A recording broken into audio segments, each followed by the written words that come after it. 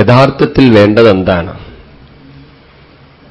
സ്നേഹം വേണം, ഉത്സാഹം വേണം, ഉണർവ് വേണം, പ്രചോദനം വേണം, ധൈര്യം വേണം, ശക്തി വേണം. ഇങ്ങനെ പലതും നമുക്ക് ആവശ്യമുണ്ട്. മരിക്കുന്നതുവരെ ഉത്സാഹവും ഉന്മേഷവും സന്തോഷവും ആനന്ദവും ഇതെല്ലാം എവിടെ നിന്ന് കിട്ടും? നാം ഇപ്പോൾ ധരിച്ചു വച്ചിരിക്കുന്നത് ചുറ്റുപാടുകൾക്ക് ഇതെല്ലാം പറ്റുന്നതാണ്.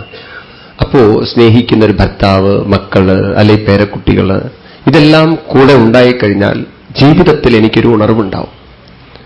മിക്കവാറും ഞാനും നിങ്ങളും ഉത്തരവാദിത്വങ്ങൾ ഉള്ളപ്പോഴാണ് ഉണർവിലേക്കും ഉത്സാഹത്തിലേക്കും നീങ്ങാറ്. ഉത്തരവാദിത്വമില്ലെങ്കിൽ പിന്നെ ഉണർവും ഉത്സാഹവും ഉണ്ടാവില്ല. അതായത് ഒരു ജോലി ഉണ്ടെന്ന് വിചാരിക്കുക. ഒരാൾ ജോലിക്ക് പോകുന്നുണ്ടെങ്കിൽ രാവിലെ അയാൾക്ക് ഉണരാൻ വലിയ പ്രയാസമൊന്നുണ്ടല്ല. ആ ജോലി അയാൾ ഉണർത്തും. അയാൾ പറയും, ഇതേ കിടന്നുറങ്ങരുത്, നിനക്ക് ജോലി ഉണ്ട്, അല്ലേ ജോലി പോകും, കിടന്നെണീക്കുന്നത്, കിടന്നതെന്ന് എണീക്കാൻ പറയും. എന്നാൽ ഞായറാഴ്ചയിലോ നിങ്ങൾ കുട്ടികളിലൊക്കെ കണ്ടിട്ടുണ്ടല്ലോ, ആ ഉത്സാഹം താനെ നഷ്ടപ്പെട്ടു. കാരണം അന്ന് ഇങ്ങോട്ട് പോവാനില്ല, ഒന്നും ചെയ്യാനില്ല. അപ്പോൾ ഉണരാനുള്ള ഉത്സാഹമില്ല. അപ്പൊ നമ്മൾ ഉണർത്തിയത് ആരാണ്? വാസ്തവത്തിൽ ഒരു ജോലിയാകുന്ന ഉത്തരവാദിത്വമാണോ? ഒരു ഭാര്യയെ ഉണർത്തുന്നത് ഭർത്താവും കുടുംബവും കുട്ടികളും ഉണ്ട് എന്നൊരു ഉത്തരവാദിത്വമാണോ? തീർച്ചയായിട്ടും അതിനൊരു പരിധിവരെയൊക്കെ നമ്മളെ ഉത്സാഹഭരിതരാക്കാൻ സാധിക്കും. പക്ഷേ അത് ഉള്ളിൽ നിന്ന് വരുന്ന ഉത്സാഹമല്ല, അത് പുറമേ നിന്ന് പ്രേരിപ്പിക്കപ്പെട്ട ഉത്സാഹമാണ്. പുറമേ നിന്ന് പ്രേരിപ്പിക്കപ്പെട്ട ഉത്സാഹങ്ങൾക്കൊന്നും സ്ഥായീഭാവമില്ല, എന്നും ഒരുപോലെ ഇരിക്കാൻ സാധ്യമല്ല. കാരണം പുറമേയുള്ള ചുറ്റുപാടുകളൊക്കെ മാറിക്കഴിഞ്ഞാൽ നമ്മുടെ ഉത്സാഹം താനെ നഷ്ടപ്പെടുന്നു. ഈ ശബരിമലയ്ക്ക് പോകുന്ന ആളുകളെ പോലെയാണത്. ശബരിമലയ്ക്ക് വ്രതം എടുക്കുന്ന ആളുകളെ നോക്കിക്കഴിഞ്ഞാൽ ആ വ്രതം എടുത്ത് അന്ന് മുതൽ ഭയങ്കര ഉത്സാഹമാണ് അവർക്ക്. രാവിലെ 4 മണിക്ക് എണീക്കണോ, ആരും പറയണ്ട, അമ്പലത്തിൽ പോകുന്നു, ചെരുപ്പ് ഉപേക്ഷിക്കുന്നു, അങ്ങനെ മത്സ്യവും മാംസമൊക്കെ ഉപയോഗിക്കുന്നവരാണെച്ചാൽ അത് ഉപേക്ഷിക്കുന്നു, ബീഡി സിഗരറ്റ് തുടങ്ങിയൊക്കെ വലിക്കുന്നവരാണെച്ചാൽ അത് ഉപേക്ഷിക്കുന്നു, മദ്യം കഴിക്കുന്നവരാണെച്ചാൽ അത് ഉപേക്ഷിക്കുന്നു. അങ്ങനെ ഒരു തീവ്രമായൊരു തപസ്. എത്ര ദിവസം ശബരിമലയിലൊക്കെ പോയി ദർശനമൊക്കെ കഴിഞ്ഞ് അവിടെ നിന്നും താഴേക്കിറങ്ങുമ്പോൾ കിടക്കുന്ന ആള് പഴയതുപോലെ. രാവിലെ എണീക്കാൻ ഉത്സാഹമില്ല, പഴയതെന്തൊക്കെ ഉപേക്ഷിച്ചിട്ടുണ്ടോ അതൊക്കെ വീണ്ടും എടുക്കുന്നു. അപ്പൊ നമ്മളെ ഉത്സാഹത്തിലേക്ക് കൊണ്ടുവന്നത് ആരാണ്? ഞാൻ ശബരിമലയ്ക്ക് പോകുന്നു, സ്വാമിയെ കാണുന്നു, ആ ഒരു നമ്മൾ ഏറ്റെടുത്തൊരു കർത്തവ്യമല്ലേ? ശരിയല്ലേ?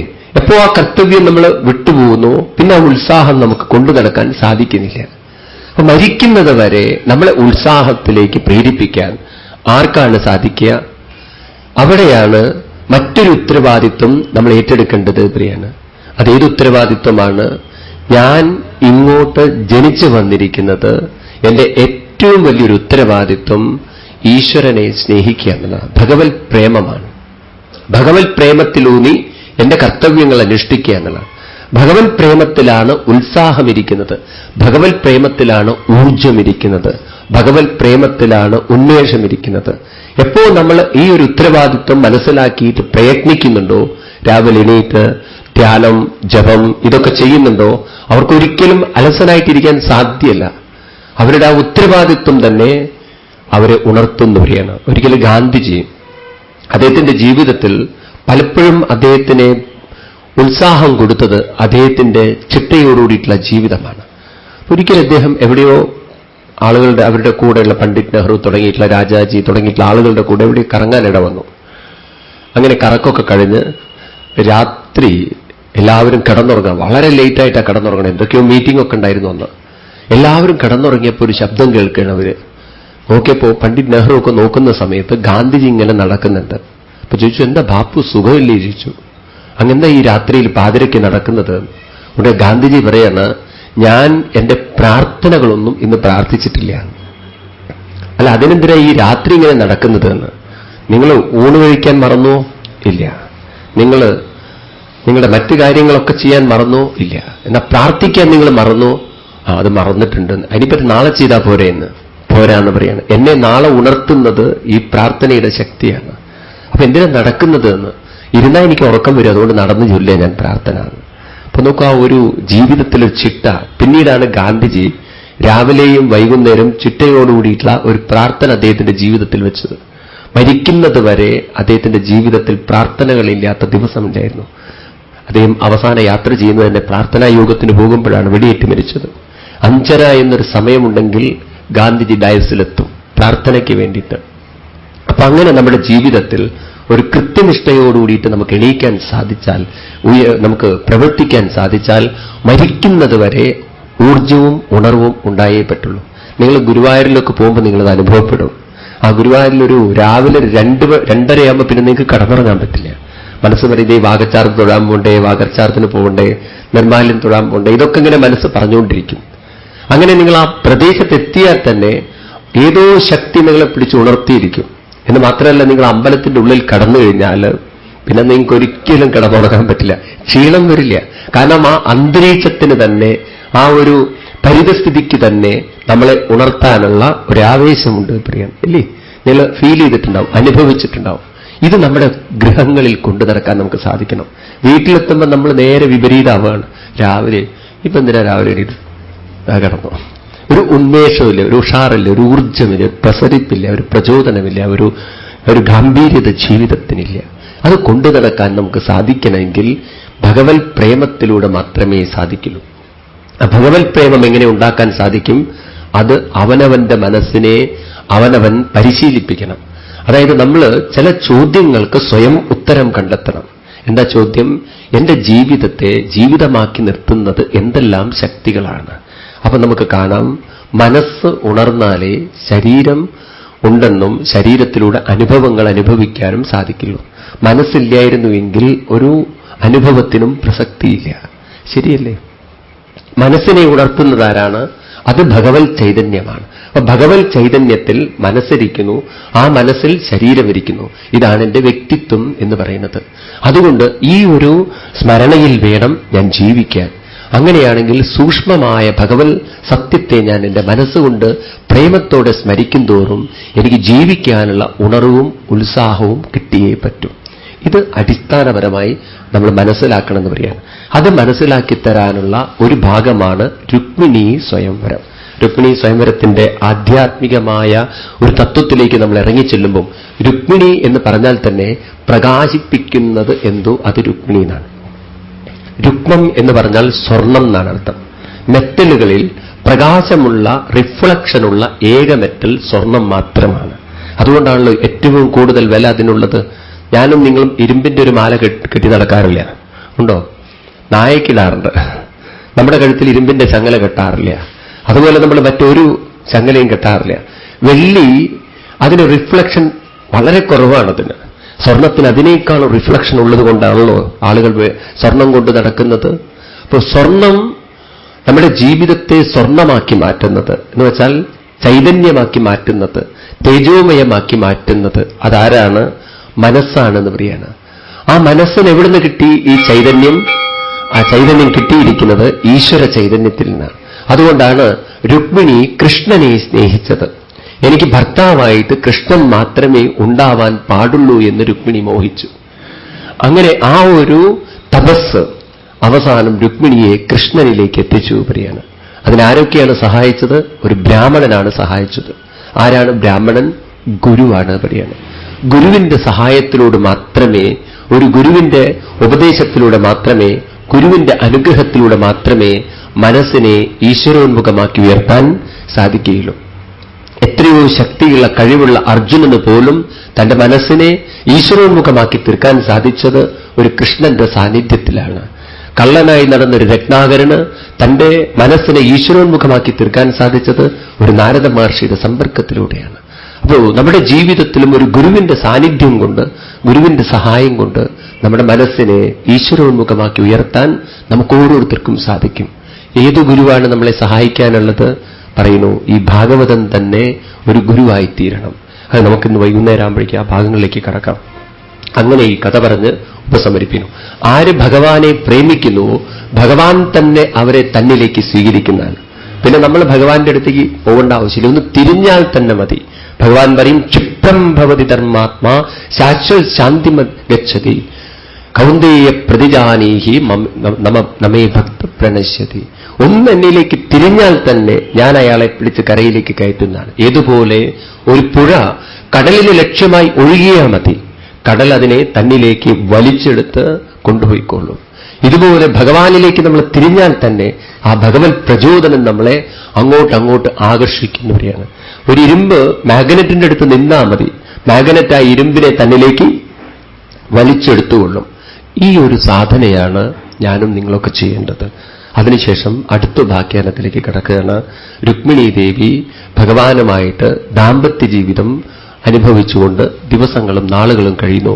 അതിനിടയ്ക്ക് രുക്മിണീ ദേവി ഭഗവാനോട് തനിക്കൊരു പുത്രനെ വേണമെന്ന് കേണപേക്ഷിക്കുകയാണ്.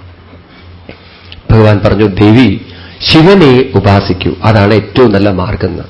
ഇവിടെ വരുമ്പോൾ നമ്മൾ വളരെ ശ്രദ്ധിക്കണം. ഈ പുരാണങ്ങൾക്കും അതുപോലെ ഉപനിഷത്തുകൾക്കൊക്കെ ഉള്ളൊരു ബുദ്ധിമുട്ട് എന്താ ചോദിച്ചു കഴിഞ്ഞാൽ, അതിന്റെ ഭാഷ പരോക്ഷമാണ്. ഒരേ വാക്കുകളെ സന്ദർഭത്തിനനുസരിച്ച് അർത്ഥം മാറ്റേണ്ടി വരും. ഇവിടെ നമ്മൾ രുക്മിണിയും കടക്കുമ്പോൾ ആ രുക്മിണി എന്നുള്ളതിന് വ്യാഖ്യാനം മാറ്റേണ്ടി വരും. അത് പുരാണങ്ങളുടെ അതുപോലെ ഉപനിഷത്തുക്കളുടെ ഒരു പ്രത്യേകതയാണ്. ഒരേ ശബ്ദത്തിന് വ്യത്യസ്ത സ്ഥലങ്ങളിൽ വ്യത്യസ്ത വ്യാഖ്യാനം. അതുകൊണ്ടാണ് വ്യാസമഹർഷിക്ക് ബ്രഹ്മസൂത്രം എഴുതേണ്ടി വന്നത്. ഏത് ഉപനിഷത്തിൽ ഏത് മന്ത്രത്തിന് ഏത് വ്യാഖ്യാനമാണ് കൊടുക്കേണ്ടത്? ആത്മാ എന്ന ശബ്ദത്തിന് ഓരോ ഉപനിഷത്തിലും വ്യത്യസ്ത അർത്ഥങ്ങളാണ് പറഞ്ഞിരിക്കുന്നത്. ബ്രഹ്മം എന്ന ശബ്ദത്തിന് ഓരോ ഉപനിഷത്തിലും വ്യത്യസ്ത അർത്ഥങ്ങളാണ് പറഞ്ഞിരിക്കുന്നത്. ഭൂമി എന്ന ഭൂമോ എന്നുള്ള ശബ്ദത്തിന് ഓരോ ഉപനിഷത്തിലും വ്യത്യസ്ത അർത്ഥങ്ങളാണ് പറഞ്ഞിരിക്കുന്നത്. അപ്പോൾ നമുക്കതിനെ വേർതിരിച്ച് വ്യാഖ്യാനിച്ച് തരേണ്ടിയിരിക്കുന്നു. ഒരു ആശ്ചര്യം എന്താണെന്ന് ചോദിച്ചു കഴിഞ്ഞാൽ, ഈ പുരാണങ്ങളൊക്കെ പരോക്ഷമായൊരു ശാസ്ത്രമാണെന്ന് പോലും അറിയുന്നവർ വളരെ ദുർലഭമാണ്. നമ്മളൊക്കെ കരുതുന്നത് ഇതുവരെ ഒരു കഥയും ആ കഥ പറഞ്ഞു തന്നിട്ട് നമ്മളെയൊക്കെ മനസ്സിനെ തൽക്കാലം ആശ്വസിപ്പിച്ച് ശാന്തമാക്കിയിട്ട് മാറ്റുന്നൊരു ഗ്രന്ഥമായിട്ടാണ് നമ്മൾ കണക്കാക്കുന്നത്. ഉപനിഷത്തുക്കളെ പ്രത്യക്ഷ ശാസ്ത്രം എന്ന് വിളിക്കും, പുരാണങ്ങളെ പരോക്ഷ ശാസ്ത്രം എന്ന് വിളിക്കും. പരോക്ഷം എന്ന് പറഞ്ഞാൽ കഥകളിലൂടെ തത്വങ്ങൾ പറഞ്ഞു തന്ന് നമ്മുടെ മനസ്സിനെ ഉയർത്തുന്ന പ്രക്രിയയ്ക്കാണ് പരോക്ഷ ശാസ്ത്രം എന്ന് പറയുക. അത് പലപ്പോഴും നമ്മൾ അങ്ങനെ മനസ്സിലാക്കിയിട്ടില്ലെങ്കിലോ അതിന്റെ സൂക്ഷ്മാർത്ഥം നമുക്ക് മനസ്സിലാവില്ല. ഇതൊരു അധ്യാപകന്റെ ബുദ്ധിമുട്ടാണ്. അധ്യാപകൻ ക്ലാസ് എടുക്കുന്ന സമയത്ത് ആ പറയുന്ന കാര്യം കുട്ടികൾക്ക് മനസ്സിലായില്ലെങ്കിൽ അദ്ദേഹത്തിന് വീണ്ടും ആവർത്തിക്കേണ്ടി വരും. പണ്ടൊരു അധ്യാപകൻ ഇങ്ങനെ ഒരു അബദ്ധം പറ്റി. അദ്ദേഹം ബയോളജി എടുത്തുകൊണ്ടിരിക്കുകയാണ്. അപ്പൊ ബയോളജിയിൽ കെമിസ്ട്രി ക്ലാസ് എടുത്തുകൊണ്ടിരിക്കുകയാണ്. അപ്പൊ അദ്ദേഹം ആൽക്കഹോളിനെ കുറിച്ച്, സ്പിരിറ്റിനെ കുറിച്ച് പറഞ്ഞപ്പോൾ കുട്ടികൾ ചോദിച്ചു, എന്താ സാർ സ്പിരിറ്റ് എന്ന്? ആൾക്കാർ കഴിക്കുന്നതാണോ സ്പിരിറ്റ് എന്ന്? അപ്പൊ അദ്ദേഹത്തിന് കുട്ടികൾക്ക് സ്പിരിറ്റിന്റെ ദോഷവും മറ്റുമൊക്കെ കാണിച്ചു കൊടുക്കണമെന്നൊരു മോഹം. അദ്ദേഹം പിറ്റേ ദിവസം ക്ലാസ്സിൽ വന്നപ്പോൾ ലേശം ശരിക്കുള്ള സ്പിരിറ്റ് കൊണ്ടുവന്നു. ആദ്യം ക്ലാസ്സിലേക്ക് കൊണ്ടുവന്നു. എന്നിട്ടൊരു കുട്ടിയോട് പറഞ്ഞു, താൻ സ്റ്റാഫ് റൂമിൽ പോയിട്ട് 2 ഗ്ലാസ് എടുത്തു കൊണ്ടുവരികയാണ്. സ്റ്റാഫ് റൂമിൽ പോയി 2 ഗ്ലാസ് കൊടുത്തുകൊണ്ടു. എന്ത് ഗ്ലാസ്സാണ് വേണ്ടത് സാർ? കുപ്പിയുടെ ഗ്ലാസ് എടുത്തുകൊണ്ടു. അവൻ എടുത്തുകൊണ്ടു. വേറൊരു കുട്ടിയോട് പറഞ്ഞു, താൻ ഇത്തിരി പൈപ്പിൽ നിന്ന് വെള്ളം എടുത്തുകൊണ്ടുവരാൻ. അവൻ വെള്ളം എടുത്തുകൊണ്ടു. വേറൊരു കുട്ടിയോട് പറഞ്ഞു, താൻ ആ വയലിൽ പോയിട്ട് 2 ഞാഞ്ഞൂളിനെ പിടിച്ചുകൊണ്ടുവന്നു. അവൻ ഞാഞ്ഞൂളിനെ പിടിച്ചുകൊണ്ടുവന്നു. അധ്യാപകൻ ഒരു ഗ്ലാസ്സിലേക്ക് സ്പിരിറ്റും ഒരു ഗ്ലാസ്സിലേക്ക് വെള്ളം ഒഴിച്ചിട്ട് കുട്ടികളോട് പറഞ്ഞു, കണ്ടില്ലേ, എന്റെ റൈറ്റ് ഹാൻഡിലിരിക്കുന്നത് സ്പിരിറ്റാണ്, ലെഫ്റ്റ് ഹാൻഡിലിരിക്കുന്നത് വെള്ളമാണ്. 2 ഞാഞ്ഞൂളിനെയും പിടിച്ചുകൊണ്ട് അദ്ദേഹം വെള്ളം ഒഴിച്ചിരിക്കുന്ന ഗ്ലാസ്സിലേക്ക് ഒരു ഞാഞ്ഞൂളിലിടുന്നു, സ്പിരിറ്റ് ഒഴിച്ച ഗ്ലാസ്സിലേക്ക് മറ്റൊരു ഞാഞ്ഞൂളിലിടുന്നു. ആ വെള്ളം ഒഴിച്ച് ഗ്ലാസ്സിലേക്ക് വീണ ഞാഞ്ഞൂള് സന്തോഷം കൊണ്ട് തുള്ളിച്ചാടുന്നു. എന്നാൽ മദ്യം ഒഴിച്ച ഗ്ലാസ്സിലേക്ക് വീണ ആ ഞാഞ്ഞൂള് അതിങ്ങനെ തോലെല്ലാം വേർതിരിഞ്ഞ് അങ്ങോട്ട് വെന്തുരുകുന്നത് പോലെ, പാവം അതിന്റെ സ്കിന്നെല്ലാം ഡിസോർഡറായി ആകെ പാവം ചിന്നിച്ചിത്തറയെന്ന് പറയില്ലേ, അതുപോലെ തീർന്നു. കുട്ടികൾക്കൊക്കെ വളരെ വിഷമായി, കഷ്ടം. ആ പ്രാണൻ പടഞ്ഞ് മരിക്കുന്നത് അവർ കാണുകയാണ്. ഇത് കാണിച്ചു കൊടുത്തുകൊണ്ട് കുട്ടികളോട് അധ്യാപകൻ ചോദിക്കുകയാണ്, നിങ്ങൾക്ക് സ്പിരിറ്റിന്റെ ദോഷം മനസ്സിലാവുണ്ടല്ലോ, ഈ സാധനം നമ്മൾ കഴിച്ചു കഴിഞ്ഞാൽ എന്താ ഉണ്ടാവുക? നമ്മുടെ സിസ്റ്റങ്ങളൊക്കെ, വെയിനുകളും അതുപോലെ തന്നെ നമ്മുടെ ലങ്സുകളൊക്കെ ഇതുപോലെ ആ മദ്യത്തിന്റെ ശക്തി കൊണ്ട് ചിന്ന ഭിന്നം വേർതിരിഞ്ഞു പോകും. പിന്നെ നമുക്ക് കപ്പാസിറ്റി ഉണ്ടാവില്ല ജീവിക്കാൻ. എന്നാൽ വെള്ളം കുടിക്കുന്നവർക്ക് പ്രശ്നമില്ല. ഇങ്ങനെ പറഞ്ഞു കൊടുത്തിട്ട് 2ന്റെയും ഗുണങ്ങളൊക്കെ പറഞ്ഞു കൊടുത്തു. ആ സമയത്ത് അവസാന ബെഞ്ചിലിരിക്കുന്ന കുട്ടിയോട് അധ്യാപകൻ ചോദിക്കുകയാണ്, എന്താണ് സ്പിരിറ്റിന്റെ ദോഷം, എന്താ സ്പിരിറ്റിന്റെ ഗുണം എന്ന്. ഉടനെ കുട്ടി ചാടി എണീറ്റ് പറയണം, സാർ സ്പിരിറ്റ് കഴിച്ചു കഴിഞ്ഞാൽ ഉള്ളിലുള്ള കൃമികളൊക്കെ ഇതുപോലെ ചത്തുപോകുന്നു. മനസ്സിലായില്ലേ? അവൻ ആ സ്പിരിറ്റിനെ മനസ്സിലാക്കിയ ആ രീതിയിലാണ്. അപ്പോ ഇതുപോലെയാണ് നമ്മൾ ഭാഗവതം മനസ്സിലാക്കുന്നതെങ്കിൽ വലിയ കാര്യമൊന്നുമില്ല അവിടെ. അപ്പോ എന്തിനാണ് നമ്മൾ ഭാഗവതം മനസ്സിലാക്കുന്നത്, കേൾക്കുന്നത്? നമ്മുടെ ജീവിതത്തിൽ മരിക്കുന്നതുവരെ ഉത്സാഹം, ഉന്മേഷം, സന്തോഷം ഇതൊക്കെ കണ്ടെത്തണം. അതാർക്ക് തരാൻ പറ്റും? അത് ഭക്തിയിലൂടെ, പ്രേമത്തിലൂടെ നമുക്ക് കണ്ടെത്താൻ സാധിക്കണം. അതിനു വേണ്ടിയിട്ട് ഭാഗവതം കേൾക്കണം. അപ്പോ ഇനിയുള്ള കഥയിലേക്ക് നമ്മൾ വരുമ്പോൾ രുക്മിണി എന്ന ശബ്ദത്തിന് മറ്റൊരു അർത്ഥം നമുക്കെടുക്കാം. എന്താണത്? രുക്മിണി ദേവി ഭഗവാന്റെ കൂടെ കഴിയുന്ന കാലം ഞാൻ പറഞ്ഞു. മകനെ വേണമെന്ന് പറഞ്ഞപ്പോൾ തപസ്സനുഷ്ഠിക്കാൻ പറയും ഭഗവാൻ. അങ്ങനെ ശിവനെ ഭജിച്ച് അങ്ങനെ ഭഗവാനിൽ നിന്നും ബീജം സ്വീകരിച്ച് ആ ബീജം വളർന്ന് ഒരു കുട്ടിയായി രുക്മിണി ദേവി പ്രസവിക്കും. ആ കുട്ടിക്ക് പ്രദ്യുമ്നൻ എന്ന് പേരിടും. അതിൻ്റെ ഇടയ്ക്ക് എന്തുണ്ടായി? ആ കാലഘട്ടത്തിൽ ജീവിച്ചിരുന്ന ഒരു അസുരനായിരുന്നു ശംബരാസുരൻ. ശംബരാസുരൻ കഠിനമായ തപസ് ചെയ്ത് ബ്രഹ്മാവിനെ പ്രത്യക്ഷീകരിച്ച് ബ്രഹ്മാവിൽ നിന്നൊരു വരം വാങ്ങി. എന്താ വരം? എന്നെ കാമദേവനൊഴികെ ആരും കൊല്ലരുത്. അതെന്താ അങ്ങനെ ഒരു വരം വാങ്ങിച്ചത്? കാരണം അന്ന് ശിവൻ തൃക്കണ്ണ് തുറന്ന് കാമദേവനെ ഭസ്മീകരിച്ചിരുന്നു. അതുകൊണ്ട് പിന്നെ കാമദേവനില്ല. അപ്പൊ കാമദേവനില്ലെങ്കിൽ ആർക്കും എന്നെ കൊല്ലാൻ പറ്റില്ല എന്നാണ് പ്രദ്യുമ്നൻ കരുതിയത്. അപ്പൊ അതുകൊണ്ട് അങ്ങനെ ഒരു വരം ചോദിച്ചു. ബ്രഹ്മാവ് തഥാസ്തു എന്ന് പറഞ്ഞു. ആവട്ടെ, അങ്ങനെ തന്നെ നിനക്ക് വരം. അങ്ങനെ വരമൊക്കെ കിട്ടി. ശംബരാസുരൻ അഹങ്കാരത്തോടും ധാർഷ്ട്യത്തോടുകൂടി രാജ്യഭരണം നടത്തണു. ധിക്കാരത്തോടുകൂടി പ്രജകളെയൊക്കെ തന്റെ നിയന്ത്രണത്തിൽ വെച്ചുകൊണ്ട് അങ്ങനെയൊക്കെ ഭരിക്കണു. അതിൻ്റെ ഇടയ്ക്കാണ് നാരദ മഹർഷിയിൽ നിന്നറിഞ്ഞത് ഭഗവാന്റെ പുത്രനായിട്ട് ജനിച്ച പ്രദ്യുമ്നൻ കാമദേവന്റെ പുനർജന്മമാണെന്ന്. പിന്നെ മനസ്സുറപ്പുണ്ടാവോ? ഇരിപ്പുറപ്പുണ്ടാവോ? എത്രയും വേഗം ആ കുട്ടിയെ കൊല്ലണമെന്ന് തോന്നി. സൂക്ഷ്മ രൂപമെടുത്ത് ഭഗവാന്റെ ദ്വാരകയുള്ള കൊട്ടാരത്തിലെത്തി. രാത്രിക്ക് രാത്രി രുക്മിണി ദേവി കിടക്കുന്ന കട്ടിലിൽ നിന്ന് ആ കുട്ടിയെ നോക്കി.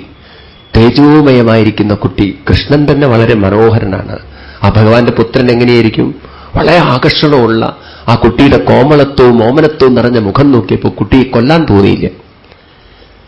എന്നാലും കൊല്ലണമല്ലോ, തന്റെ ശത്രുവല്ലേ. എടുത്തു. മനസ്സുകൊണ്ടിങ്ങനെ ആലോചിച്ചു, എവിടെ കൊണ്ടുപോയിട്ടാൽ അവനെ കൊല്ലാൻ പറ്റുകയെന്ന്. ഭൂമിയിലേക്കാണ് വലിച്ചെറിഞ്ഞെങ്കിൽ കൃഷ്ണൻ രക്ഷപ്പെടുത്തും. എന്നാ ഒരു കാര്യം ചെയ്യുക, വെള്ളത്തിലേക്കിട്ട് കൊല്ലാന്ന് വിചാരിച്ചു. അങ്ങനെ കടൽ വെള്ളത്തിലേക്ക് വലിച്ചെറിഞ്ഞു. ആ കുട്ടിയുടെ ഒരു നിയോഗം നോക്കണം. വലിയൊരു മത്സ്യം ആ കുട്ടിയെ പിടിച്ചു വിഴുങ്ങി. അന്ന് തന്നെ ഒരു മുക്കുവൻ, ഒരു മത്സ്യം പിടിക്കുന്നവൻ ആ മത്സ്യത്തെ പിടിക്കണു.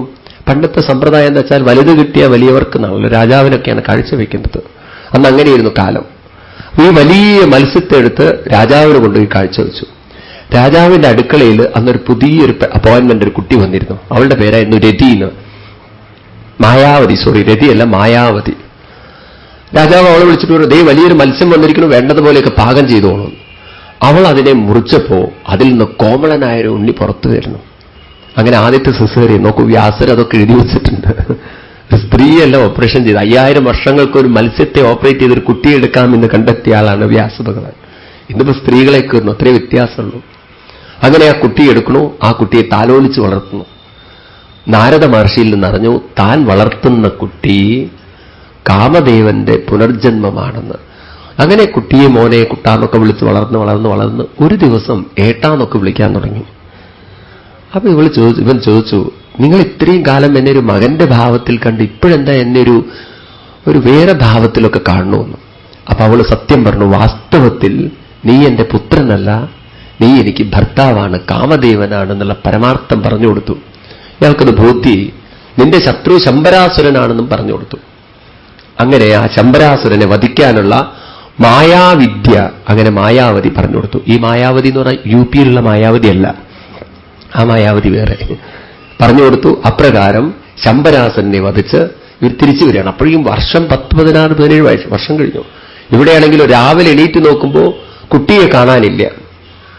രുക്മിണി ദേവി കരഞ്ഞുകൊണ്ട് എല്ലാവരോടും ചോദിച്ചു. ദേവകി ദേവിയോട് ചോദിച്ചു, അമ്മ എടുത്തിട്ടുണ്ടോ കുട്ടിയെന്ന്? അമ്മ പറഞ്ഞു, ഞാൻ എടുത്തിട്ടില്ലല്ലോ, ഞാൻ അങ്ങോട്ട് വന്നിട്ടില്ലല്ലോ. ഓരോരുത്തരോടും പോയി ചോദിച്ചു നോക്കി, നിങ്ങൾ ആരെങ്കിലും എടുത്തിട്ടുണ്ടോ? അവരൊന്നും പറഞ്ഞു ഞങ്ങൾ എടുത്തിട്ടില്ല എന്ന്. അങ്ങനെ അവസാനം ഭഗവാനോട് ചോദിച്ചു, അവിടുന്ന് എടുത്തിട്ടുണ്ടോ? ഭഗവാൻ പറഞ്ഞു, എനിക്ക് അങ്ങനെ ഒരു സ്വഭാവമില്ലേ കുട്ടികൾ എടുക്കുന്നത്. അങ്ങനെ പാവൻ രുക്മിണി ദേവി വീട്ടിലും അവിടെയൊക്കെ അന്വേഷിച്ച് നടന്ന് അങ്ങനെ രുക്മിണി ദേവിക്ക് മനസ്സിലായി കുട്ടി നഷ്ടപ്പെട്ടു. കരഞ്ഞുകൊണ്ട് കുറെ ദിവസങ്ങൾ കഴിഞ്ഞു. പ്രാർത്ഥനയിലും അങ്ങനെയൊക്കെ കാലം മുന്നോട്ട് പോകുമ്പോഴാണ് ഒരു ദിവസം ഗേറ്റ് തുറന്ന് ഒരു ചെറുപ്പക്കാരും ചെറുപ്പക്കാരിയും മുന്നോട്ട് വരുന്നത്. അപ്പൊ ആ മുഖം കണ്ടപ്പോ കണ്ണിങ്ങനെ കടിക്കാൻ തുടങ്ങി, ഇടത്തേ കണ്ണ് തുടിക്കാൻ തുടങ്ങി. ഇപ്പൊ രണ്ടാമത്തെ വട്ടം ഈ ഇടത്തേ കണ്ണ് തുടിക്കില്ല. നല്ല ലക്ഷണമായിട്ട് തോന്നി. കണ്ടപ്പോ ഭഗവാന്റെ മുഖലക്ഷണം നല്ലോണം ഉണ്ട് ആ കുട്ടിക്ക്. കണ്ണിങ്ങനെ കടിക്കുകയും ചെയ്യുന്നു. മനസ്സിങ്ങനെ ചോദിക്കുകയാണ്, ഇതെന്റെ കുട്ടിയാവോ, എന്റെ നഷ്ടപ്പെട്ട കുട്ടിയാവോ, ഒരു പക്ഷേ ഇതുപോലൊരു കുട്ടി എനിക്കുണ്ടായിരുന്നല്ലോ, അത് തന്നെയാവോ. പിന്നെ അങ്ങനെ മനസ്സ് പറയുന്നത്, എന്റെ കുട്ടിയാണെങ്കിൽ ഇതിനു മുമ്പ് വരേണ്ടതല്ലേ. ഇനി പറയാൻ പറ്റില്ലേ, ഭഗവാൻ കൃഷ്ണൻ പല ദിക്കിലും പോകുന്ന ആളാണ്, അദ്ദേഹത്തിന് വേറെ എവിടെയെങ്കിലൊക്കെ മക്കളുണ്ടോ എന്നുള്ളത്.